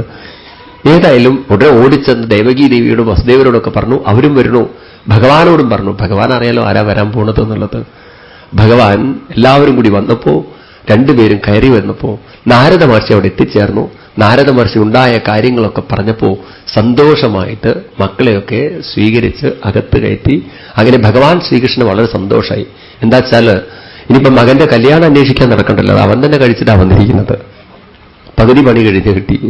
അങ്ങനെയൊക്കെ സന്തോഷത്തിന്റെ ദിനങ്ങൾ വീണ്ടും ആരംഭിച്ചു എന്നാണ്. അങ്ങനെ നഷ്ടപ്പെട്ട മകൻ പ്രദ്യുമ്നൻ തിരിച്ചെത്തിയ ഉപാഖ്യാനമാണ് പ്രദ്യുന്മോൽപത്തി നിരൂപണം എന്ന് പറയുന്നത്. അങ്ങനെ ഈ ഉപാഖ്യാനം വായിച്ചു കഴിഞ്ഞാൽ എന്താ, നമുക്ക് കുറെ അത്ഭുതങ്ങളാ തോന്നുക. ഒരു കുട്ടിയെ കടലിലേക്ക് വലിച്ചെറിയണു, ആ കുട്ടിയെ മത്സ്യം പിടിച്ച് വിഴുങ്ങണു, എന്നിട്ട് ആ കുട്ടി ജീവിക്കണു എന്നൊക്കെ പറഞ്ഞാൽ അവിശ്വസനീയമാണ്. സാധാരണക്കാർക്ക് അംഗീകരിക്കാൻ പറ്റില്ല. എന്ന് മാത്രമല്ല, മത്സ്യത്തെ കീറിമുറിച്ചപ്പോ കുട്ടി പുറത്തു വന്നു പറഞ്ഞാൽ അത്ര കെയർഫുള്ളായിട്ട് ഒരാൾ മത്സ്യത്തെ മുറിക്കുമെന്ന് പറയാൻ പറ്റില്ല. അപ്പൊ ഏതു വിധത്തിൽ ആ കുട്ടി മരിച്ചുകൂടായിരുന്നില്ലേ? ഈ കഥ ഇങ്ങനെയൊക്കെ പറയുമ്പോൾ നമ്മൾ അതിന്റെ ഉള്ളിലേക്ക് ഇറങ്ങിച്ചെന്നില്ല എങ്കിൽ ഇതൊരു അബദ്ധകഥയായിട്ട് തന്നെ നമ്മുടെ ഉള്ളിൽ നിൽക്കും. അപ്പോ ഈ കഥയുടെ പിന്നിലേക്ക് ഇറങ്ങുമ്പോൾ എന്താ നമുക്ക് കാണാൻ സാധിക്കുക? കൃഷ്ണൻ, രുക്മിണി, പ്രദ്യുമ്നൻ, ഇങ്ങനെ 3 കഥാപാത്രങ്ങളാണ്, 4 കഥാപാത്രങ്ങൾ, 5 കഥാപാത്രങ്ങളാണുള്ളത്. കൃഷ്ണൻ, രുക്മിണി ദേവി, പ്രദ്യുമ്നൻ, അത് കഴിഞ്ഞിട്ട് പ്രദ്യുമ്നന്റെ ഭാര്യയായിട്ട് രതീദേവി, അത് കഴിഞ്ഞിട്ട് ശമ്പരാസുരൻ. ഇങ്ങനെയാണ്. പിന്നെ നാരദ മഹർഷി, വേണമെങ്കിൽ ഒരാളെയും കൂടി കൂട്ടാം. അപ്പോ ഈ കഥാപാത്രങ്ങളൊക്കെ ഏതൊരു തത്വത്തെയാണ് പ്രതിനിധീകരിക്കുന്നത്? നമ്മുടെ വ്യക്തിത്വത്തിലേക്ക് ഇറങ്ങിച്ചൊല്ലുമ്പോൾ നമുക്ക് കാണാം, നാം രാവിലെ എണീക്കുന്ന സമയത്ത് ആദ്യം ഉണരുന്നത് എന്തായിരിക്കണം? നമ്മളിൽ മനസ്സാണെന്ന് നമ്മൾ മനസ്സിലാക്കിയിരിക്കുന്നത്. വാസ്തവത്തിൽ മനസ്സല്ല ഉണരുന്നത്. നമ്മളിൽ ഓരോരുത്തരിലും ആദ്യം ഉണരുന്നത് ഞാനെന്ന ഭാവമാണ്, ഈഗോ ആണ് എന്ന് പറയുന്നത്, അഹങ്കാരമാണ്. ഞാനെന്ന ഭാവത്തെയാണ്, ഞാനൊരു സ്ത്രീയാണ്, ഞാനൊരു പുരുഷനാണ്, ഞാനൊരു അമ്മയാണ്, ഞാനൊരു അച്ഛനാണ്, ഉദ്യോഗസ്ഥനാണ്, ഈ ഒരു ഭാവം അങ്ങോട്ട് ഉണരാൻ തുടങ്ങും. എന്നിട്ടാണ് മനസ്സ് ഉണരുക. ഉടനെ മനസ്സ് ചോദിക്കും, ഞാനൊരു അമ്മയല്ലേ, എനിക്ക് ചായ ഉണ്ടാക്കി കൊടുക്കേണ്ട ജോലിയില്ലേ, എനിക്ക് പലഹാരം ഉണ്ടാക്കി കൊടുക്കേണ്ട ജോലിയില്ലേ, വിളക്ക് കത്തിക്കേണ്ട ജോലിയില്ലേ, ഇങ്ങനെ ഓരോ കാര്യങ്ങളും മനസ്സ് ഓർമ്മിപ്പിക്കും. ഉടനെ മനസ്സ് ചോദിക്കും സമയം എത്രയെന്ന്. അപ്പൊ നമ്മൾ സമയം നോക്കും. ഇങ്ങനെ നമ്മുടെ ഉള്ളിൽ ആദ്യം ഉണരുന്നത് ഞാനെന്ന ഭാവവും അതിൽ നിന്നുണരുന്നത് മനസ്സുമാണ്. പ്രദ്യുമ്നൻ എന്നാൽ മനസ്സ് നർത്ഥം. പ്രകർഷേണ ദ്യുമനം ചെയ്തവനാരോ അവൻ പ്രദ്യുമ്നൻ എന്ന് വെച്ചാൽ പ്രകർഷേണ ഉണർന്നവനാരോ അവൻ പ്രദ്യുമ്നൻ. എവിടെ നിന്നാണ് ഉണർന്നത്? രുക്മിണീ ദേവിയിൽ നിന്നാണ് ഉണർന്നത്. അപ്പൊ ഇവിടെ രുക്മിണീ ദേവി എന്ന് പറഞ്ഞാൽ അഹംഭാവം, അഹങ്കാരം എന്ന ആ സൂക്ഷ്മതത്വത്തെ ഗ്രഹിക്കണം. എവിടെ നിന്നാണ് രുക്മിണീ ദേവിക്ക് പ്രദ്യുമ്നൻ ഉണ്ടായത്? ഭഗവാൻ കൃഷ്ണനിൽ നിന്നാണ്. അപ്പൊ രുക്മിണീ ദേവി ഇരിക്കുന്നത് കൃഷ്ണനിലാണ്, പ്രദ്യുമ്നൻ ഇരിക്കുന്നത് രുക്മിണീ ദേവിയിലാണ്. അപ്പൊ ഭഗവാൻ കൃഷ്ണൻ എന്ന ചൈതന്യത്തിൽ നിന്നും ആദ്യം ഈഗോ ഉണരുന്നു, പിന്നെ മനസ്സുണരുന്നു, പിന്നെ നമ്മൾ പ്രവർത്തിക്കുന്നു അംഗങ്ങളെ കൊണ്ട്. അങ്ങനെ നമ്മൾ പ്രവർത്തിക്കുന്ന സമയത്ത് ഇതൊന്നും കേട്ടുപോയതാലൊന്നും തലയിൽ കയറില്ല. നിങ്ങൾ അങ്ങനെയൊന്നും വിചാരിക്കണ്ട. ഇതങ്ങനെ ഞാൻ പറഞ്ഞു എന്ന് വെച്ചിട്ട് നിങ്ങളുടെ തലയിൽ ഇതൊന്നും കയറുന്നുള്ളത്, അതൊന്നും എളുപ്പത്തിലൊന്നും ഇത് സംഗതി കയറില്ല. നമ്മൾ വീണ്ടും ശങ്കരൻ തെങ്ങിലാണെന്ന് പറഞ്ഞതുപോലെ നമ്മൾ വീണ്ടും പഴയ തലങ്ങളിലേക്കൊക്കെ പോയിക്കൊണ്ടിരിക്കും. ഇതൊക്കെ ശരിക്കും മനസ്സിലാക്കണമെങ്കിൽ ഇരുന്ന് എഴുതി പഠിക്കുക തന്നെ വേണം. അപ്പോഴേ ഇതൊക്കെ ഉള്ളിലേക്ക് കയറുള്ളൂ. മെനക്കെടാതെയൊന്നും ആധ്യാത്മികമായി ഒരാൾക്കും ഇന്നേ വരെ പുരോഗതി പ്രാപിക്കാൻ സാധിച്ചില്ല. വെറുതെ ഇരുന്ന് നാമം ചൊല്ലി സമയം കളയാന്ന് മാത്രം. ആത്മീയമായി ഇത്തിരിയെങ്കിലും പുരോഗതി പ്രാപിക്കണമെങ്കിൽ നല്ലവണ്ണം അധ്വാനിക്കണം അതിനു വേണ്ടിയിട്ട്. മനസ്സിലായില്ലേ? നമ്മുടെ ഓരോ പൂർവികന്മാരും വെറുതെ ഇരുന്നിട്ടൊന്നും ആധ്യാത്മികമായി ഡെവലപ്പ് ചെയ്തിട്ടില്ല. അവരൊക്കെ കഠിനമായ തപസ്സുകളിലൂടെയും വ്രതങ്ങളിലൂടെയും ഇതുപോലുള്ള പഠനങ്ങളിലൂടെയൊക്കെയാണ് ഈ പറഞ്ഞതൊക്കെ കൈവരിച്ചിരിക്കുന്നത്. അത് നമുക്ക് മെനക്കെടണം അതിനു വേണ്ടിയിട്ട്. പറഞ്ഞു കൊടുക്കാൻ ഈസിയാണ്, പക്ഷെ കൈവരിക്കാൻ നമ്മൾ അധ്വാനിച്ചേ പറ്റുള്ളൂ പറയാണ്. അതിനു വേണ്ടിയിട്ട് നമ്മളതിനെയൊക്കെ ഉൾക്കൊള്ളണം ആദ്യം. ഇങ്ങനെയാണ് ഇതിന്റെ പിന്നിലുള്ളതെന്ന്. അതല്ലെങ്കിൽ നമ്മൾ കേട്ട് ഇരുന്ന് കഴിഞ്ഞാലല്ലോ ഉള്ളിലേക്ക് കയറില്ല, സ്പർശിക്കില്ല ഉള്ളില്. കാരണം നമ്മൾ ഇത്രയും കാലം കഥകൾ കേട്ട് പഠിച്ചവരാണ്. ആ കഥകളിലേ മനസ്സ് നിൽക്കുള്ളൂ. അപ്പൊ വീണ്ടും നമ്മൾ കൃഷ്ണൻ രക്ഷിക്കും, ഗുരുവായൂരപ്പൻ അവിടെ ഉണ്ട്, ഞാനിവിടെ ഉണ്ട് എന്ന് പറഞ്ഞെന്നെ മനസ്സ് പഠിക്കുള്ളൂ. നമ്മളെ ഉള്ളിന്റെ ഉള്ളിൽ കൃഷ്ണൻ ഗുരുവായൂരപ്പൻ കൂടെയുണ്ട് എന്ന് ഒരിക്കലും തോന്നില്ല. അതുകൊണ്ടാണ് ഭഗവാൻ വളരെ സങ്കടത്തോടുകൂടിയിട്ട് അച്ഛനോട് പറയും, ഇന്ന് നമ്മൾ ആ ഭാഗം കാണും. അർജുനനോട് അതിലും സങ്കടത്തോടുകൂടി പറയും, അവജാനന്തിമാം മൂഢാ മാനുഷ്യം തനുമാശ്രിതം പരംഭാവമജാനന്ദ മമ ഭൂതമഹേശ്വരം. മൂഢന്മാര് അവർക്ക് എന്നെ അങ്ങനെയൊന്നും മനസ്സിലാവില്ല അർജുന. അവരെങ്ങനെ മനസ്സിലാക്കും? ഒരു വിഗ്രഹത്തിന്റെ രൂപത്തിൽ കണ്ട് അവരെന്നെ പൂജിക്കുന്നതാണ്. അതിലപ്പുറം അവരെന്നെ കാണില്ല എന്നാണ്. മാനുഷ്യം തനുമാശ്രിതം, മനുഷ്യന്റെ രൂപമുള്ള ഒരു വിഗ്രഹമായി അവർ കണ്ടെന്നെ പൂജിക്കും. അങ്ങനെയുള്ളവരെ ഭഗവാൻ കൃഷ്ണൻ വിളിച്ചത് ഭക്തനെന്നൊന്നല്ല വിളിച്ചത്, മൂഢൻ തന്നെയാണ് വിളിച്ചത്. ഭഗവത്ഗീതയിൽ 9-ാമത്തെ അധ്യായം എടുത്ത് ശ്രദ്ധിച്ച് വായിച്ചു നോക്കൂ. ഭഗവാൻ ശ്രീകൃഷ്ണൻ യുദ്ധക്കളത്തിൽ വെച്ച് അർജുനന് പറഞ്ഞുകൊടുത്ത ആ ഭഗവത്ഗീതയിലെ ഒരു മന്ത്രമാണ് ഈ പറയുന്നത്. അവജാനന്തിമാ മൂഢാഹ, മൂഢന്മാര് എന്നെ അങ്ങനെയൊന്നും മനസ്സിലാക്കില്ല. അവരെങ്ങനെ മനസ്സിലാക്കും? മാനുഷ്യം തനുമാശ്രിതം, ഒരു വിഗ്രഹത്തിന്റെ രൂപത്തിൽ. എന്നിട്ടോ പരംഭാവമജാനന്ദ, ഞാൻ കൂടെയുണ്ടെന്ന പരമഭാവത്തെ അവർ മനസ്സിലാക്കില്ല. ഞാൻ എല്ലാവരുടെയും കൂടെയുണ്ട്, ഹൃദയത്തിലുണ്ടെന്ന് അവർ മനസ്സിലാക്കില്ല എന്നാണ്. അതൊക്കെ മനസ്സിലാവണമെങ്കിൽ ഇത്തിരി നമ്മൾ ഭാഗ്യം ചെയ്യണം, ഇത്തിരി നമ്മൾ പുണ്യം ചെയ്യണം, അതിനുവേണ്ടി മെനക്കെടണം. അതുകൊണ്ടാണ് ഭാഗവതത്തിന്റെ ആദ്യ ഭാഗത്ത് തന്നെ ഓർമ്മിപ്പിച്ചത്, ഭാഗ്യോദയേന ബഹുജന്മ സമാർജിതേന സത്സംഗമേവ ലഭതേ പുരുഷോ യഥാവൈ. ഈ കാര്യങ്ങളൊക്കെ സത്സംഗത്തിലൂടെ മനസ്സിലാക്കുക എന്ന് പറയുന്നത് പരമഭാഗ്യമാണ്. മനസ്സിലായില്ലേ? അമ്പലത്തിൽ പോയി തൊഴുത് ഒരു പുഷ്പാഞ്ജലി, ഒരു വഴിപാടൊക്കെ അത്ര ബുദ്ധിയൊന്നും വേണ്ട, അത്ര ഭാഗ്യമൊന്നും വേണ്ട. അതിന് വേണം ചെറിയൊരു ഭാഗ്യം, വേണ്ടെന്നല്ല, പക്ഷെ അതിനും ഭാഗ്യം വേണം അത്ര ഇതൊക്കെ ഒന്ന് മനസ്സിലാക്കാൻ. സത്സംഗത്തിന് പോകണം തോന്നാൻ അതിനും ഭാഗ്യം വേണം. ആ സത്സംഗത്തിന് പോയാൽ ഇതൊക്കെ മനസ്സിലാക്കാൻ അതിലും ഭാഗ്യം വേണം. അങ്ങനെ മനസ്സിലാക്കിക്കഴിഞ്ഞാൽ ഭഗവാൻ പറയുന്നു, അജ്ഞാനഹേതുകൃതമോഹമതാന്തകാര നാശം വിധായ തഥാ ഉദയതേ വിവേക. എന്റെ ജീവിതത്തിൽ എല്ലാ തരത്തിലുള്ള ദുഃഖങ്ങൾക്കും അസ്വസ്ഥതകൾക്കും കാരണമായിരിക്കുന്ന ദുഃഖങ്ങളെ നശിപ്പിക്കാൻ സാധിക്കുന്നതാണ്. അതൊക്കെ ഉണ്ടല്ലോ വലിയ വലിയ നല്ലവണ്ണം മെനക്കെടണം എന്ന് പറയാണ്. നമ്മുടെ ഈ ഈഗോ എന്ന് പറയുന്നത് അങ്ങനെയൊന്നും നമ്മളെ വെറുതെ വിടില്ല എന്ന് പറയുന്നത്. അതിങ്ങനെ നമ്മളെ എല്ലാ തരത്തിലും ഇട്ട് ചുറ്റിച്ച് കളയും, വളരെ വിഷമിപ്പിച്ച് കളയുന്നവരെയാണ്. അതുകൊണ്ട് ഈ ഈഗോയെയും മനസ്സിനെയൊക്കെ നമ്മൾ, അഹങ്കാരത്തെയും അഹംഭാവത്തെയും മനസ്സിനെയൊക്കെ നല്ലവണ്ണം മനസ്സിലാക്കണമെങ്കിൽ കുറേ നേരം അതിനൊക്കെ വേണ്ടി മെനക്കെടണം. നമ്മൾ ശരിക്കും കുറേയൊക്കെ വീട്ടിലിരുന്നിട്ട് ഇങ്ങനെ ചിന്തനം ചെയ്യണം, എഴുതി പഠിക്കണം. ആരാണ് ഈ കൃഷ്ണൻ, ആരാണ് ഈ പ്രദ്യുമ്നൻ? 3-ാമത്തെ സ്കന്ധം കാബിലയോപാഖ്യാനം ശ്രദ്ധിച്ചു വായിച്ചാൽ ആരാണ് കൃഷ്ണൻ, ആരാണ് പ്രദ്യുമ്നൻ, ആരാണ് അനിരുദ്ധൻ, ആരാണ് സംഘർഷണൻ എന്നതിനൊക്കെ കപില മഹർഷി വ്യാഖ്യാനിച്ചു വെച്ചിട്ടുണ്ട്. അവിടെ എൻ്റെ ഓർമ്മ ശരിയാണെങ്കിൽ 28-ാമത്തെ അധ്യായത്തിൽ അവിടെ ഓരോ വാക്കുകൾക്കും സംഘർഷൻ എന്ന് പറയുന്നത് ആരാണ്? ബലരാമസ്വാമിയുടെ പേരാണല്ലോ സംഘർഷൻ എന്ന്. അതിന്റെ ശാസ്ത്രീയമായ വ്യാഖ്യാനം എന്താണ് എന്നതൊക്കെ അവിടെ എഴുതി വെച്ചിട്ടുണ്ട്. അപ്പൊ നമ്മൾ അതിന്റെ ബലത്തിൽ വേണം ഭാഗവതത്തിന്റെ ദശമസ്കന്ധത്തിന്റെ കഥകളിലൂടെ പോവാൻ. അപ്പോ പ്രദ്യുമ്നനൊക്കെ പറഞ്ഞാൽ കൃഷ്ണൻ 16,000 കല്യാണം കഴിച്ചു എന്നും അതൊക്കെ വെറും സ്ഥൂല കഥകളായിട്ട് നമുക്ക് മനസ്സിലാക്കാൻ പറ്റും.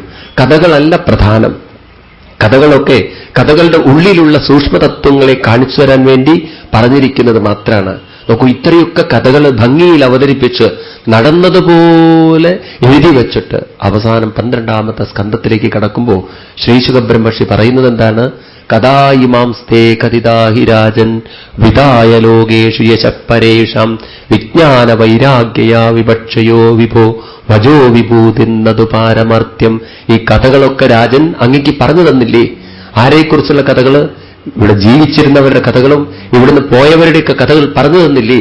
ഇതൊക്കെ വിജ്ഞാന വൈരാഗ്യം. എപ്പോഴും അങ്ങയിൽ ഭഗവാൻ കൂടെയുണ്ടെന്ന വിജ്ഞാനം, എപ്പോഴും ഉണർവോടും ഉത്സാഹത്തോടും കൂടി ജീവിക്കണമെങ്കിൽ ഭഗവത് ഭക്തിയിലൂടെ സാധിക്കുള്ളൂ എന്ന വൈരാഗ്യം, ഇതൊക്കെ കണ്ടെത്തി അങ്ങയുടെ ജീവിതം ധന്യമാക്കാൻ വേണ്ടി പറഞ്ഞതാണ്. അല്ലാതെ അന്ധമായി വിശ്വസിക്കരുത്. ദൂരെ ഇരുന്നു കൊണ്ടൊരു കൃഷ്ണൻ, ഗുരുവായൂരമ്പലത്തിൽ ഇരുന്നുകൊണ്ടൊരു കൃഷ്ണൻ നമ്മളെയൊക്കെ അനുഗ്രഹിക്കുന്നുള്ളത്. അതൊക്കെ വിഡ്ഢിത്തമാണ്. അതൊക്കെ അങ്ങേയറ്റം അബദ്ധങ്ങളാണ്. കഥകളൊക്കെ ആളുകൾ പറയും. ആ കഥകളൊക്കെ പറയുമ്പോൾ നമ്മൾ കഥകൾ അങ്ങനെ ഒരു അന്ധവിശ്വാസത്തിലേക്ക് കിടക്കരുത്. പലരും പറയും, ഗുരുവായൂരപ്പൻ തന്നെ എന്നെ വന്ന് രക്ഷിച്ചു, ഗുരുവായൂരപ്പൻ അങ്ങനെ വന്ന് രക്ഷിച്ചു എന്നൊക്കെ പറയുമ്പോൾ നമ്മളതിന് യോഗ്യരാവുന്നത് കൊണ്ട് ഭഗവാൻ നമുക്ക് കാണിച്ചു തരുന്ന ചില അനുഭവങ്ങളാണ് പ്രിയാണ്. യോഗ്യതയില്ലാത്തവന് ഭഗവാൻ ഒന്നും കാണിച്ചു കൊടുക്കില്ല. എല്ലാവരും യോഗ്യരാണ്. പഠിക്കുന്ന ഒരു കുട്ടിയെ അധ്യാപകൻ സഹായിക്കുന്നത് പോലെ, പറഞ്ഞാൽ അനുസരിക്കുന്ന ഒരു കുട്ടിക്ക് മകന് അച്ഛൻ വേണ്ടത് കൊടുക്കുന്നത് പോലെ, അമ്മ കൊടുക്കുന്നത് പോലെ ഭഗവാനും ഭഗവാനെ പ്രേമിക്കുന്ന ഒരു വ്യക്തിക്ക് വേണ്ടതെല്ലാം ഭഗവാൻ ഒരുക്കി കൊടുക്കുന്നു. അത് എന്തുകൊണ്ടാണത്? നമ്മൾ അതിന് അർഹരായതുകൊണ്ടാണ്, യോഗ്യരായതുകൊണ്ടാണ്. അപ്പൊ ആ യോഗ്യത നമ്മൾ തീവ്രമായി നിലനിർത്തുമ്പോൾ മാത്രമേ ഭഗവാൻ നമ്മളെ അനുഗ്രഹിക്കുള്ളൂ എന്ന് മനസ്സിലാക്കണം. നമ്മളതിന് യോഗ്യത നേടാത്തിടത്തോളം കാലം ഭഗവാൻ നമ്മളെ അനുഗ്രഹിക്കുമെന്ന് വിചാരിക്കരുത്. അപ്പൊ ആരാണ് പ്രധാനമായിട്ടുള്ള കർത്തവ്യം നിറവേറ്റേണ്ടത്? നമ്മൾ ഓരോരുത്തരുമാണ്. ഞാൻ യോഗ്യനായിക്കൊണ്ടേയിരിക്കണം, ഞാനതിന് അർഹതയുള്ളവനായിക്കൊണ്ടേയിരിക്കണം.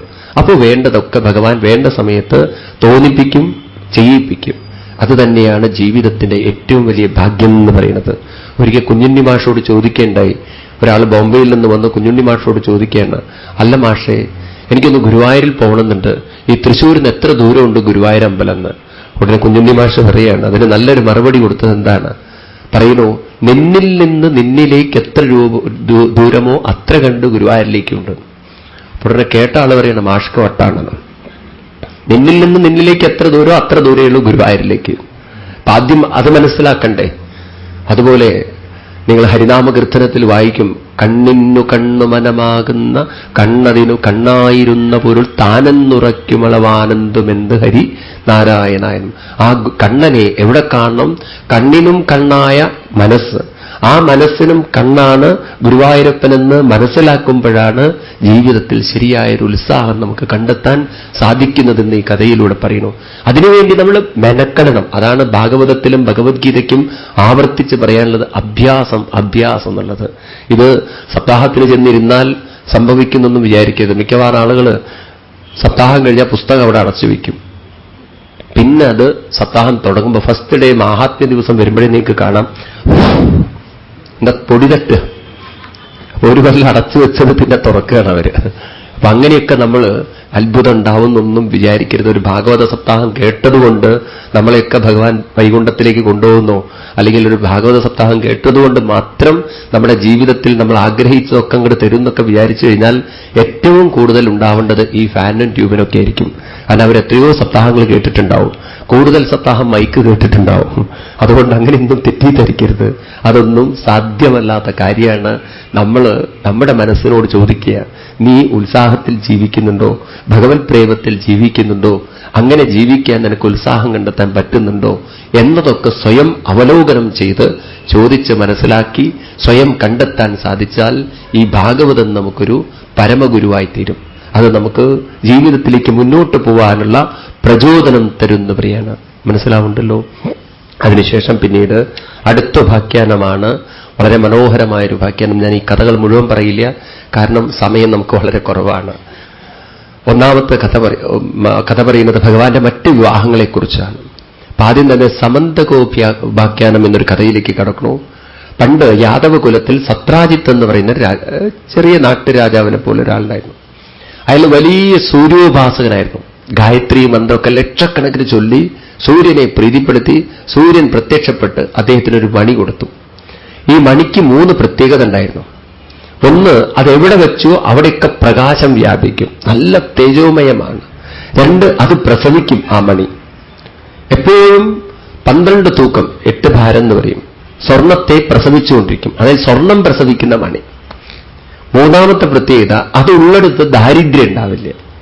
അപ്പൊ ഇതൊക്കെ കൂടി ഇങ്ങോട്ട് കിട്ടിയപ്പോ തീർച്ചയായിട്ടും നമ്മുടെ സത്രാജിത്തിന് അഹങ്കാരവും അഹംഭാവവും അങ്ങോട്ട് തോന്നാൻ തുടങ്ങി. ഞാൻ വലിയ പണക്കാരനാണ്, സമ്പന്നനാണ്, ഇതൊക്കെ അങ്ങോട്ട് കൂടാൻ തുടങ്ങി. വല്ലതും നമ്മുടെ കയ്യിൽ അധികം ഉണ്ടായാൽ പിന്നെ നമുക്ക് അടങ്ങിയിരിക്കാൻ പറ്റില്ല. ഇത് 10 പേരെ കാണിക്കാൻ തോന്നും. കുട്ടികളുടെയൊക്കെ സൈക്കോളജി നിങ്ങൾ നോക്കിയിട്ടുണ്ടോ അറിയില്ല. അവർക്കൊരു പുതിയ സൈക്കിൾ മേടിച്ചെടുത്താൽ ഉടനെ അവൻ അതെടുത്തിട്ട് ഫ്രണ്ട്സിന്റെ ഇടയിൽ കൊടുക്കുന്ന ചവിട്ടും. കാരണം ഒന്ന് കാണിച്ചു കൊടുക്കണം, എനിക്കിങ്ങനെ ഒരു സാധനം ഉണ്ട് എന്നുള്ളത്. അതെല്ലാവരുടെയും ഉള്ളിലുള്ളതാണ്. നമ്മളിപ്പോൾ ഒരു പുതിയ വസ്ത്രം എടുത്തിട്ട് ഒരു കല്യാണത്തിന് പോയി വിചാരിക്കുക, ആരെങ്കിലും അത് ചോദിച്ചിട്ടില്ലെങ്കിൽ നമ്മൾ ചോദിപ്പിക്കും. നമ്മളിങ്ങനെ ചോദിക്കും, അല്ല ഈ പുതിയ വസ്ത്രം എടുത്താൽ വേർക്കും ഇങ്ങനെയെന്ന്. അതെന്താ അങ്ങനെ ചോദിച്ചത്? അല്ല, ഞാൻ പുതിയ വസ്ത്രം എടുത്തുകൊണ്ട് അറിയില്ലേ, ഭയങ്കര വേർപ്പ് വരും എനിക്ക് എന്ന്. അപ്പൊ ആളുകൾ ചോദിക്കണം, ഓ ഇത് പുതിയ ഡ്രസ്സ് ആണല്ലേ എന്ന്. അതുവരെ നമ്മളിങ്ങനെ ഇങ്ങനെ ചുറ്റിപ്പറ്റി ഇങ്ങനെ നിൽക്കും, ആരെങ്കിലും അത് ചോദിക്കാൻ വേണ്ടിയിട്ട് നന്നായിട്ടുണ്ട് എന്നൊക്കെ ഒരു അഭിപ്രായം പറഞ്ഞാൽ ഞാൻ ഓക്കേമായിരുന്നു. അതൊരു സന്തോഷമാണ് നമുക്ക്. അതല്ല, ആരും ഒരു അഭിപ്രായം പറയണില്ല, ഒന്ന് നോക്കണ പോലും ഇല്ലെങ്കിൽ നമുക്ക് തന്നെ തോന്നും ഇത് എത്ര നന്നായിട്ടില്ലേ എന്ന്. പിന്നെ നമ്മൾ ആരോടെങ്കിലും ചോദിക്കും, അല്ലെ എന്റെ ഡ്രസ്സ് എങ്ങനെ ഉണ്ടെന്ന് പറയുമോ എന്ന്. എന്നാലും നമ്മളൊന്ന് ചോദിച്ചേ നമുക്ക് മനസ്സമാധാനം ഉണ്ടാവുള്ളൂ. സത്രാജിത്ത് മണിയും തൂക്കി ഇങ്ങനെ നടക്കാൻ തുടങ്ങി. ഒരിക്കലും ഭഗവാന്റെ സഭയിൽ എത്തിച്ചേർന്ന് മണിയുടെ മഹത്വം ഇങ്ങനെ വിസ്തരിച്ചു. ഓ കൃഷ്ണ, ഒന്നും പറയേണ്ട ഗംഭീരെന്ന്. ഭഗവാൻ പറഞ്ഞു, സത്രാജിത്തെ ഈ മണിയും കൊണ്ട് വീട്ടിൽ പോയ അപകടമാണ്, ഇതിവിടെ തന്നെ സൂക്ഷിച്ചു വെക്കായിരിക്കും നല്ലത്. പ്രത്യേകിച്ച് ഇത്രയൊക്കെ പ്രസവിക്കുന്ന മണി ആയതുകൊണ്ട് രാജാവ് കയ്യിൽ വെച്ച് കഴിഞ്ഞാൽ നാടിന്റെ ദാരിദ്ര്യം പോവും. അല്ല, ഇപ്പൊ നിങ്ങൾക്കൊരാൾക്കല്ലേ പ്രയോജനം ഉണ്ടാവുള്ളൂ, അതുകൊണ്ട് രാജാവിനെ ഏൽപ്പിക്കൂ. സത്രാജിത്ത് ഉടനെ പറയാണ്, അങ്ങനെ രാജാവിനെ ഏൽപ്പിക്കണം എന്നായിരുന്നു നിശ്ചയമെങ്കിൽ സൂര്യദേവനെ അങ്ങനെ ഏൽപ്പിച്ചാൽ മതി. ഉഗ്രസേന ചക്രവർത്തി എന്നെ ഏൽപ്പിക്കേണ്ട ആവശ്യം ഉണ്ടായിരുന്നില്ല. അപ്പൊ എന്നെ ഏൽപ്പിച്ചതുകൊണ്ട് ഞാൻ അതിന് യോഗ്യനാണെന്നുള്ളത് കൊണ്ട് മാത്രമാണ്. ഇനി നിങ്ങളുടെ രാജാവിന് ഇങ്ങനെ ഒരു മണി വേണമെന്നുണ്ടെങ്കിൽ മന്ത്രം ഞാൻ പറഞ്ഞുതരാം, അയാളിരുന്ന് ചൊല്ലിക്കോട്ടെ. പക്ഷെ അങ്ങനെ അനങ്ങാത്ത സംഗതി കിട്ടുന്നൊക്കെ വിചാരിച്ചു കഴിഞ്ഞാൽ നടക്കില്ലേ കൃഷ്ണ. അതുകൊണ്ട് മോഹം മനസ്സിൽ വെച്ചാൽ മതി, ഞാനിത് കൊണ്ടുപോകുന്നു പറഞ്ഞു കൊണ്ടുപോയി. അന്ന് അദ്ദേഹത്തിന്റെ സഹോദരൻ പ്രസേനൻ വന്നിട്ട് ജ്യേഷ്ഠനോട് പറഞ്ഞു, ആ മണിയൊന്നും എനിക്ക് വേണമെന്ന്. അതെന്തിനാണ്? എനിക്ക് മൃഗയാവിനോദം ചെയ്യാനാണ്. ശരി, കൊണ്ടുപോയിക്കോളൂ പറഞ്ഞു. കാരണം അന്നത്തെ കാലത്ത് അനുജൻ പറഞ്ഞ ഏട്ടെടുത്തു കൊടുക്കുന്ന കാലമാണ്. ഇന്നിപ്പോ ഒന്ന് കൊടുക്കും ഏട്ടൻ, കാലം മാറിയ കാലം. കൊണ്ടുപോയി കാട്ടിലെത്തി ഈ മണിയും കൊണ്ട് നടക്കുന്നതിന്റെ ഇടയിൽ ഒരു സിംഹം തെറ്റിദ്ധരിച്ചു ഇതെന്തോ ഒരു സാധനമാണ്, പഴമാണെന്ന്. സിംഹം ഇയാളുടെ മേല് വീണ് ഇയാളെ കൊന്നു. മണിയുടെ മഹത്വം കണ്ടത് കൊരങ്ങന്മാരുടെ നേതാവായ ജാമ്പവാനോട് ചെന്നിട്ട് പറഞ്ഞു, ഒരു ഗംഭീര സാധനം ഒരു ശവത്തിന്റെ മുകളിൽ, ഒരാളുടെ ശവത്തിന്റെ മുകളിൽ കിടക്കണു. അങ്ങനെ സിംഹം അതിനെ പിടിച്ചു വലിച്ച് കൊണ്ടുകൊണ്ടത് കേട്ടപ്പോൾ ജാമ്പവാൻ വന്ന് സിംഹത്തിന് ഒരൊറ്റ അടി വെച്ചു കൊടുത്ത് അതിനെ കൊന്ന് മണിയും കൊണ്ടുപോയി. അദ്ദേഹത്തിന് സുന്ദരിയായിട്ടുള്ള വളർത്തുകുട്ടിയുണ്ട്, അവളുടെ പേര് ജാമ്പവതി എന്നായിരുന്നു. അവൾക്ക് ഈ മണി കൊടുത്തു. ഇവിടെയാണെങ്കിലോ സത്രാജിത്തിന്റെ സഹോദരനെ കാണാതെയായപ്പോ സത്രാജിത്ത് പറഞ്ഞു നടത്തി, ഏത്തീലയോ കിഞ്ചന വർത്തമാനം. അങ്ങനെ ഒരു വർത്തമാനം പറയാൻ തുടങ്ങി. എന്താ വർത്തമാനം? എന്റെ ഈ മണി അപഹരിച്ചത് കൃഷ്ണനാണ്, അതിനുവേണ്ടി സഹോദരനെ കൊന്നു എന്ന് പറഞ്ഞങ്ങോട്ട് പ്രചരിപ്പിച്ചു. ഒരു ദിവസം ഭഗവാൻ ചോദിച്ചു, അല്ല കൃഷ്ണ, നീ ബലരാമസ്വാമി ചോദിച്ചു, നിനക്കതിനെക്കുറിച്ച് വല്ല അറിവുണ്ടോന്ന്? ജ്യേഷ്ഠ, ഞാൻ എടുത്തിട്ടുണ്ടെങ്കിൽ എനിക്ക് ഇങ്ങനെയൊക്കെ എടുക്കണോ? ഞാൻ നേരിട്ട് പോയി എടുത്തുകൊണ്ടുവരില്ലേ? ഒരാളെ കൊന്നിട്ടൊക്കെ വേണം എനിക്കെടുക്കാൻ. എന്തായാലും കൃഷ്ണന്റെ നേരെയാണ് ഇപ്പൊ പരാതികളൊക്കെ വന്നിരിക്കുന്നത്, കൃഷ്ണൻ തന്നെ തെളിയിച്ചോളൂ. ഭഗവാൻ 2-3 മന്ത്രിമാരുടെ കൂടെ കാട്ടിലൊക്കെ അലഞ്ഞു തിരിഞ്ഞു. അവസാനം ജാമ്പവാന്റെ ഗുഹ കണ്ടെത്തി. മന്ത്രിമാരോട് പറഞ്ഞു, നിങ്ങളിവിടെ കാവലെന്നുള്ളൂ, ഞാൻ അകത്തു പോവാണ്. ഭഗവാൻ അകത്തേക്ക് കയറി ചെന്നു. നോക്കുമ്പോ ഒരു പെൺകുട്ടിയുടെ കയ്യിൽ ഈ രത്നം കിടക്കുന്നുണ്ട്. പെൺകുട്ടിയാണെങ്കിൽ നല്ല സുന്ദരിയാണ്, ഇരുട്ടുമല്ലേ. ഭഗവാൻ ഉടനെ തന്നെ അവളോട് പറഞ്ഞു, ദേ കുട്ടി, ആ മണി ഇങ്ങോട്ട് വരുമെന്ന്. അവൾ ഉച്ചത്തിൽ അലറിക്കൊണ്ട് ഓടി അകത്തേക്ക്. എന്നിട്ട് പറഞ്ഞു ജാമ്പവാനോട്, ഒരു കറുത്തിട്ടൊരു മനുഷ്യൻ വന്നിട്ടുണ്ട് മണി ചോദിച്ചിട്ടെന്ന്. ഉടനെ ജാമ്പവാൻ ഇറങ്ങി ഒന്ന് ചോദിക്കുകയാണ്, അങ്ങനെ ആർക്കാ ഈ മണി വേണ്ട വെച്ചാൽ മിടുക്കുള്ള വെച്ചാൽ ഒന്ന് എന്റെ അടുത്ത് അങ്ങോട്ട് വാങ്ങിക്കുക എന്ന് പറഞ്ഞു വന്നൊരൊറ്റ പ്രഹരം വെച്ചു കൊടുത്തു. ഭഗവാൻ വിടുവോ? അങ്ങോട്ടും വെച്ചു കൊടുത്തു. ആ യുദ്ധം 27 ദിവസം നിന്നുകൊണ്ടാണ്. 27ാമത്തെ ദിവസം ജാമ്പവാൻ പറഞ്ഞു, ഇത്ര ശക്തിയിൽ എന്നെ പ്രഹരിക്കണമെന്നുണ്ടെങ്കിൽ അങ്ങ് അതിമാനുഷിക ശക്തിയുള്ള ഒരാളാണ്. ഈ ലോകത്തിൽ ഞാൻ കണ്ടെടുത്തോളം ഒരാളേ ഉള്ളൂ എന്ന്. അങ്ങനെ ശക്തിയുള്ള ഒരാള്. ഉടനെ ഭഗവാൻ ചോദിച്ചു, അങ്ങനെയുള്ള ശക്തിയുള്ള ഒരാളാരാണ്? അതെന്റെ പ്രഭുവായിരിക്കുന്ന ശ്രീരാമസ്വാമി തന്നെ, വേറെ ആരാണ്? ഉടനെ ഭഗവാൻ കൃഷ്ണൻ പറഞ്ഞു, എനിക്ക് അയാളെക്കുറിച്ച് ഒരു അഭിപ്രായവും ഇല്ല എന്ന്. ഹേയ്, അതെന്താന്ന് ചോദിച്ചു. സ്വന്തം ഭാര്യയെ കാട്ടിൽ വെച്ച് രാവണൻ കൊണ്ടുപോയപ്പോൾ കരഞ്ഞ മനുഷ്യനാണ് അയാൾ. എന്ത് ശക്തിയുണ്ട് അയാൾക്ക് എന്ന്. എന്നിട്ട് വാനരന്മാരെ കൊണ്ട് രക്ഷപ്പെടുത്തിയ ആളും. ഇത് കേട്ടതും ജാമ്പവാന് സഹിച്ചില്ല. തന്റെ പ്രഭുവിനെ കളിയൊക്കെ ഒരൊറ്റ അടി അങ്ങോട്ട് വെച്ചു കൊടുത്തു. ഈ സമയത്ത് ഭഗവാനും നല്ല ശക്തിയിലൊരു പ്രഹരം വെച്ചു കൊടുത്തപ്പോൾ ജാമ്പവാൻ മറിഞ്ഞു വീണു. ആ വീഴ്ചയിൽ ഭഗവാൻ പുഞ്ചിരിച്ചു കൊണ്ടെടുത്തിട്ട് പറഞ്ഞു, ജാമ്പവാൻ, അന്ന് ത്രേതായുഗത്തിൽ അങ്ങയുടെയൊക്കെ സഹായം കൊണ്ട് സീതാദേവിയെ സേതുബന്ധനം ചെയ്ത് രാവണനെ വധിച്ച് വീണ്ടെടുത്ത ശ്രീരാമസ്വാമിയില്ലേ, അതേ ശ്രീരാമസ്വാമി തന്നെയാണ് ഇന്ന് കൃഷ്ണരൂപത്തിൽ അങ്ങയുടെ മുന്നിൽ നിൽക്കുന്നതെന്ന് പറഞ്ഞപ്പോ ആ കൃഷ്ണനിലൂടെ ശ്രീരാമനെ കാണാൻ ജാമ്പവാന് സാധിച്ചു എന്ന്. ആ പാദങ്ങളിൽ വീണ് പൊട്ടിപ്പൊട്ടി കരഞ്ഞുകൊണ്ട് പറഞ്ഞു, ഭഗവാനെ വലിയ അപരാധ ചെയ്തത്, എല്ലാവരും പൂജിക്കുക ചെയ്യുക പ്രഭുവിനെ, ഞാൻ 27 ദിവസം അടിച്ചു പൂജിച്ചുവല്ലോ എന്ന്, തല്ലിയിട്ടാണല്ലോ എന്റെ പൂജ നടന്നതെന്ന്, ക്ഷമിക്കണം, അപരാധം എന്ന് പറഞ്ഞിട്ട് എനിക്കൊരു പ്രായച്ചിത്തം ചെയ്യണം, അതിനനുവദിക്കണമെന്ന്. ഭഗവാൻ പറഞ്ഞു, എന്റെ ജാമ്പവാൻ, സത്രാജിത്തിന്റെ മണിയാണല്ലോ നഷ്ടപ്പെട്ടത്, അത് കിട്ടാൻ വേണ്ടിയിട്ടാണ് ഞാൻ വന്നിരിക്കുന്നത്, അത് ഒരു തന്നാൽ പ്രായശ്ചിത്തായി, എന്നിട്ട് ഞാൻ പോയിക്കോളാന്ന് പറഞ്ഞു. അങ്ങനെ പറ്റില്ല, എന്റെ ഒരു മകളും കൂടിയുണ്ട്, അവളെ കൊണ്ടുപോകണമെന്ന്. അങ്ങനെ ജാമ്പവതിയെ ഭഗവാൻ ഏൽപ്പിച്ചു കൊടുത്തു. 28ാമത്തെ ദിവസം ഭഗവാൻ ദ്വാരകയിൽ തിരിച്ചെത്തിയപ്പോ ദ്വാരക മുഴുവൻ വീണ്ടും ആനന്ദ ഉത്സവത്തിലായി. കാരണം നഷ്ടപ്പെട്ടുപോയ ഭഗവാൻ തിരിച്ചു വന്നു. എല്ലാവരും കരുതി ഭഗവാൻ പോയി എന്നാണ്. ഇടയ്ക്ക് വെച്ച് മന്ത്രിമാർ വിട്ടുപോവുകയും ചെയ്തിട്ടുണ്ട്. കാട്ടിൽ വെച്ച് മന്ത്രിമാർ പറഞ്ഞു, ഭഗവാനോ പോയി, ഇനി ഞങ്ങളെങ്കിലും രക്ഷപ്പെടുത്തേന്ന്. ഇന്നിതാ ഭഗവാൻ തിരിച്ചു വന്നിരിക്കുന്നു. രുക്മിണി ദേവിക്കൊക്കെ വളരെ സന്തോഷമായി. ഭഗവാൻ നേരെ ബലരാമസ്വാമിയുടെ അടുത്ത് എന്ന് മണി കാഴ്ചവെച്ചിട്ട് പറഞ്ഞു, ഇതാ കണ്ടില്ലേ ജ്യേഷ്ഠ, ഞാനല്ല എടുത്തതെന്ന്. അതെനിക്ക് മനസ്സിലായി, കൂടുള്ള കുട്ടിയാരാണെന്ന്, അത് മണി കാരണം കിട്ടിയതാണെന്ന്. ഉടനെ കാര്യം ചെയ്തോളൂ, വേഗം ഈ മണി കൊണ്ടു കൊടുക്കൂ സത്രാജിത്തിന് പറഞ്ഞു. പിന്നെ ഭഗവാൻ കാത്തിരുന്നില്ല, വേഗം പോയി സത്രാജിത്തിന്റെ അടുത്ത് മണി കൊണ്ടുപോയി വെച്ചപ്പോ സത്രാജിത്ത് കരയാൻ തുടങ്ങി. അങ്ങയെക്കുറിച്ച് ഞാൻ ഇല്ലാത്ത പരാതികളൊക്കെ പറഞ്ഞു, ഞാൻ വലിയ തെറ്റ് ചെയ്തു എന്നൊക്കെ പറഞ്ഞ് കരഞ്ഞപ്പോൾ ഭഗവാൻ പറഞ്ഞു, സാരല്ല, പറഞ്ഞു പോയില്ല, ഇനിയിപ്പോ ഒന്നും എടുക്കാൻ പറ്റില്ലല്ലോ, പോയത് കോട്ടയെന്ന്, ഈ മണി അങ്ങ് കയ്യിൽ വെച്ചോളൂ, ഞാനല്ല കൊണ്ടുപോയത് ബോധ്യയില്ലേന്ന്. ആ സമയത്ത് സത്രാജിത്ത് പറയാണ്, എനിക്കും ഒരു പ്രായച്ചിത്തം ചെയ്യണം ചെയ്ത തെറ്റിനെന്ന്. വേണ്ട, ഈ മണിയൊന്നും എനിക്ക് വേണ്ട, അങ്ങനെ കയ്യിൽ വെച്ചോളൂ പറഞ്ഞു. അല്ലല്ല, അങ്ങനെ പറഞ്ഞാൽ പറ്റില്ല കൃഷ്ണ എന്ന് പറഞ്ഞിട്ട് തന്റെ മകളെ വിളിച്ചിട്ട് ഭഗവാന്റെ കയ്യിൽ ഏൽപ്പിച്ചു. കൂടെ മണിയും കൊടുത്തു.